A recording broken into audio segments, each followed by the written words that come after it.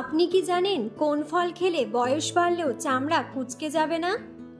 হার্টের রোগীরা কোন খাবার খেলে মৃত্যু নিশ্চিত? কি খেলে ত্বকের যাবতীয় সমস্যা দূর হয়? কিসের বীজ খেলে রাতে বেহুশের মতো ঘুম হয়?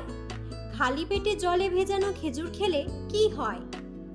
এমন সব অজানা প্রশ্ন ও উত্তর সহ জানতে পারবেন এই ভিডিওর মাধ্যমে। তাই বন্ধুরা, ভিডিওটি স্কিপ না করে সম্পূর্ণ দেখুন এবং চ্যানেলে নতুন হলে চ্যানেলটি সাবস্ক্রাইব করে পাশে থাকুন। আজকের প্রথম প্রশ্ন, কি খেলে রাতে বেহুশের মতো ঘুম হয়? উত্তরটি হলো কাঠবাদাম মেলাটোনিনের উৎস, ঘুমের হরমোন মেলাটোনিন, যা আমাদের দেহঘড়িকে নিয়ন্ত্রণ করে।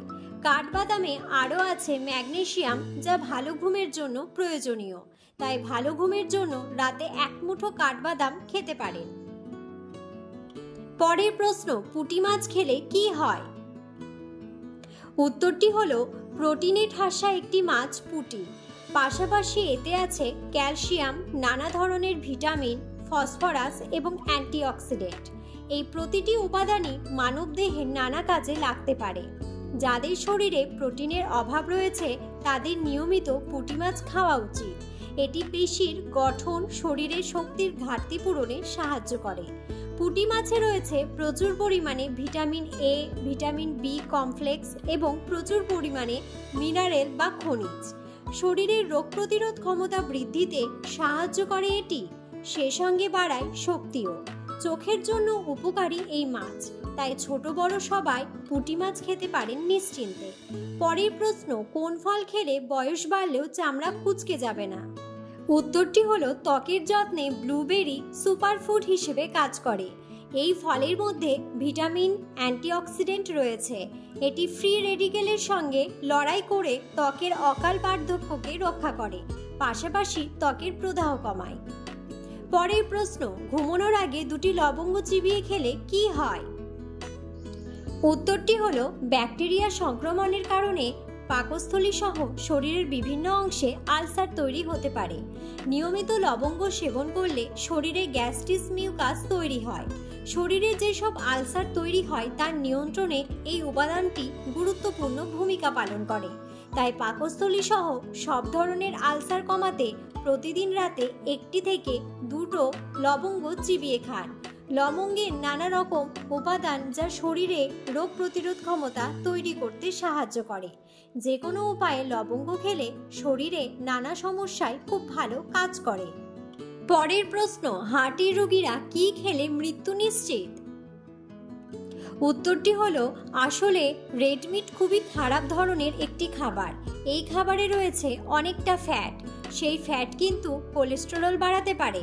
তাই দেখা গিয়েছে যে রেড মিট খেলে সমস্যা বহুগুণ বাড়ে। ফলে এই বিষয়টি অবশ্যই মাথায় রাখা দরকার, তবেই ভালো থাকতে পারবেন, বরং খেতে পারবেন চিকেন। পরের প্রশ্ন, খালি পেটে জলে ভেজানো খেজুর খেলে কি হয়? উত্তরটি হলো খেজুরে প্রচুর পরিমাণে ফাইবার থাকে, যা কোষ্ঠকাঠিন্য ও বদহজমের সমস্যা দূর করে। তুলনামূলকভাবে যেসব খেজুর একটু শক্ত, সেই খেজুর সারা রাত পানিতে ভিজিয়ে সকালে খালি পেটে খেলে কোষ্ঠকাঠিন্য অনেকাংশে দূর হয়। এছাড়া মুখের লালাকে ভালোভাবে খাবারের সঙ্গে মিশতে সাহায্য করে খেজুর, ফলে আমাদের বদহজম অনেকাংশে দূর হয়। পরের প্রশ্ন, প্রচণ্ড মাথা ব্যথা সেকেন্ডে কমে যায় কোন পাতার গন্ধ শুকলে? উত্তরটি হলো প্রচণ্ড মাথা ব্যথা সেকেন্ডে কমে যায় লেবু পাতার গন্ধ শুঁকলে। পরের প্রশ্ন, কি খেলে ত্বকের যাবতীয় সমস্যা দূর হয়? উত্তরটি হলো গ্রিন টি শুধু স্বাস্থ্য রক্ষাই নয়, বরং ত্বকের উজ্জ্বলতা বৃদ্ধিতেও দারুণ কার্যকর। এ কারণে এখন শুধু পানীয় হিসেবে নয়, এটি ব্যবহার হচ্ছে রূপচর্চার সামগ্রী হিসেবেও।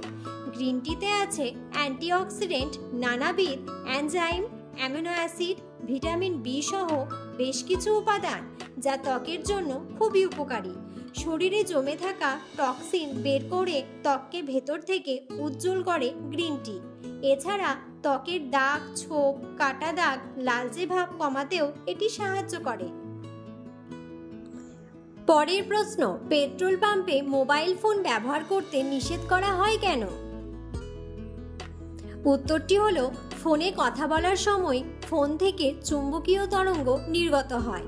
এই তরঙ্গ যদি কোনোভাবে পেট্রোলের সংঘর্ষে আসে তাহলে সেখান থেকে আগুন লেগে যাওয়ার সম্ভাবনা থাকে। তাই পেট্রোল পাম্পে মোবাইল ফোন ব্যবহার করতে নিষেধ বা বারণ করা হয়। পরের প্রশ্ন, বেশি ঘুমালে কোন রোগ হওয়ার আশঙ্কা বেড়ে যায়? উত্তরটি হলো বেশি ঘুমালে টানা অনেকটা সময় শুয়ে কাটাতে হয়, ফলে শারীরিক সুস্থতা বজায় রাখতে যেটুকু শরীরচর্চা প্রয়োজন তা আর করা হয় না, আর এই কারণে বাড়ে হার্টের সমস্যার আশঙ্কা। কেবল তাই নয়, অতিরিক্ত ঘুমের কারণে রক্ত চলাচলেও সমস্যা দেখা দিতে পারে। রক্ত প্রবাহ স্বাভাবিক না থাকলে হৃদরোগের ঝুঁকি থেকে যায়। পরের প্রশ্ন, উত্তর দিকে মাথা দিয়ে ঘুমোতে নেই কেন? উত্তরটি হলো উত্তর দিকে মাথা করে কখনোই ঘুমানো উচিত নয়, কারণ জ্যোতিষশাস্ত্র মতে বলা রয়েছে উত্তর মেরুতে পৃথিবীর চুম্বকীয় ক্ষেত্র রয়েছে, তাই শরীরের উত্তর মেরু সেদিকে রাখলে দুই মেরু মিলে যায়। এতে ঘুমের সমস্যা হয়, অনিদ্রা, ঘুমের মধ্যে দুঃস্বপ্ন দেখা, আচমকা ঘুম ভেঙে যাওয়ার মতো সমস্যা দেখা দিতে পারে। পরের প্রশ্ন, গরমে ঘামাচির হাত থেকে মুক্তি পাওয়ার সহজ উপায় কি? উত্তরটি হলো 2 টেবিল চামচ চন্দনের গুঁড়োর সঙ্গে পরিমাণ মতো গোলাপ জল মেশান। এই প্যাক ঘামাচির উপর লাগাতে পারেন।